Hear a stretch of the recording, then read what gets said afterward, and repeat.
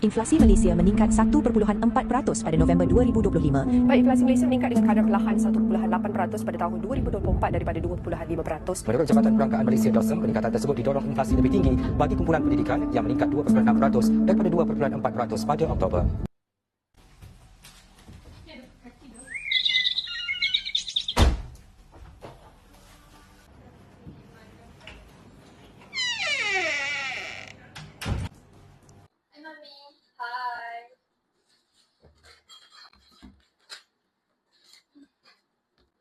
Mom, why different biscuits? Our original one got too expensive. This cost less. Everything costs more this week? That's called inflation. Prices for foods and things are going up. Our money buy it less now. Why? A few reasons. After the pandemic, a lot of people are buying things again, but sometimes stores don't have enough for everyone. When many people want something, the prices can go up. And it also costs company more to make things or bring them here now, right? Exactly. So they can change us more to cover their costs. It's like a push from both sides. Lots of buyers and higher costs. But I heard chicken and eggs are more expensive now. Yes, last time they were cheaper. Why is the price going up? I also feel it. Every time I go to the supermarket, I spend more money. It is hard for our family. Actually, Mom, this problem is related to fiscal policy. Fiscal policy, what is that? To reduce inflationary pressure on its economy by implementing a government uses budget supplies. In Malaysia, the government reduced subsidy for chicken and eggs. This means the government spend less money. Let me show you the poster. Look at this. Wow, it is really expensive. Why we must pay more? When the government reduces subsidies, producers have higher costs. So, to cover their costs, they increase the price. People start to buy less. So how does this help to reduce the inflation? When people buy less, aggregate demand decrease. Lower demand can help reduce inflation pressure in the economy. Guys, this is crazy. Why are things so expensive now? Exactly. Look at this. Egg, vegetables, and cooking oils are really expensive. I think everything went up in price overnight. I feel like 50 ringgit is useless now. It used to last a whole week. Relax, you two. You are not imagining it. Inflation is happening everywhere. So what do? Should we eat less or start a farm in the backyard? I think you can plant rice. I can rice chicken. You don't need to be panicked. Bank Negara Malaysia is already managing the situation. Wait, Bank Negara? I thought they only keep money safe.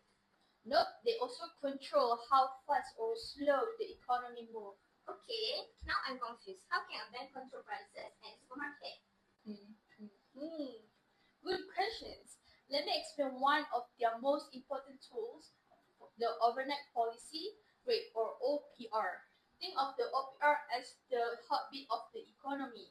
During the pandemic, Malaysia's economy was weak like a person lying in bed. So the OPR was kept very low, only 1.75%. This made borrowing cheap, helping families and businesses to survive. But after the pandemic, people started spending more and businesses expanded. The economy was running too fast. The price began rising quickly. The economy had a fever. Bank Negara acted like a careful doctor. They slowly increased the OPR, step by step, like giving major doses of medicine. When the OPR goes up, taking new loans like for car or business become a little more expensive. People pause and think. Saving money in banks become more rewarding. People put more money aside instead of spending too much. This helps to cool down the economy from sprint to steady jog. It's not about stopping growth, just keeping it healthy and sustainable. Every rate hike also sends a clear message. We are watching, we are acting. You can trust the price won't spiral out of control. Oh, so the economy heartbeat must stay steady? Oh, not too fast, not too slow. Got it. That's how Bank Negara keeps Malaysia economy healthy, stable, and growing. Alright.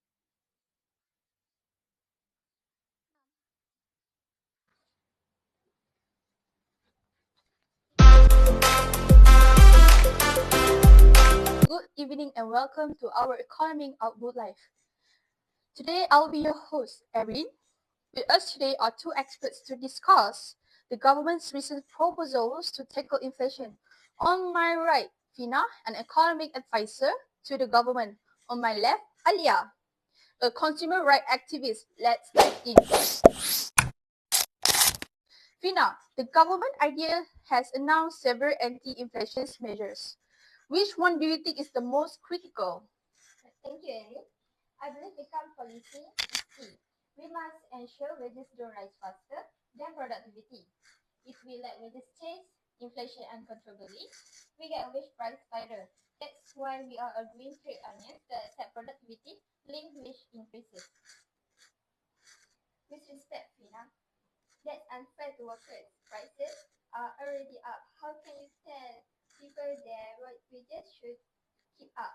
This feels like pushing the middle class. Why not control prices directly instead? Aya brings up a good point.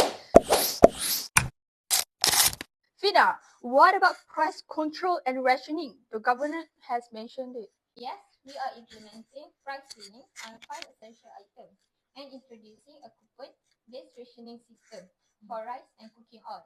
This is to prevent hoarding and ensure fair distribution. But it's a short-term measure. In the long run, we need to boost supply. Rationing sounds good in theory, but in practice, it leads to long queue, black markets, and corruption. Remember during the pandemic, people resort subsidy goods at double the prices. Why not tackle the root cause? Reduce import costs by strengthening their ringgit. Interesting. Fina, does the government plan to use exchange rate policies? Absolutely. The central bank is intervening to strengthen the ringgit, which will make imports cheaper and reduce imported inflation. But that takes time. In the meantime, we are also promoting supply side policies, which is tax incentive for local producer, grant for technology upgrades to increase productivity and lower costs in the long run. Long term is fine, but people are suffering now, and what about compulsory saving? If I heard thoughts increasing EPF contribution, that just reduce disposable income when people can least afford it. The savings policy is about reducing excess spending in the economy to cool down demand to inflation. It's not about taking money away forever. It's deferred to retirement, and it measures money supply growth doesn't outpace real GDP, which is basic monetary stability. It still feels like the burden is on ordinary people, not on big business or speculators. We are running out of time. Final thought from each of you in one sentence. We need a balanced mix of short-term controls and long-term productivity boosts to win this inflation battle sustainably. I say protect purchasing power first, control prices now, and don't make workers and consumers bear the whole cost. Thank you, both of you. To our viewers, what do you think? Should the government focus on wage, control price ceilings, or boosting supply? This has been Economic Outlook Live. Good night. Mom, look at this. The price petrol is 1 ringgit 99 per liter now. Last time it was 2 ringgit 5 cents. So the price went down. That's the problem solved. Not really, it's still related to subsidy changes. The government is adjusting the full subsidy not complexly. When the government increases taxes or cuts full subsidies, people must pay more money. In Malaysia, the government reduced diesel subsidy to reduce government spending. So the government saves money. Yes, by cutting diesel subsidy, the government spends less and can save billions of ringgit.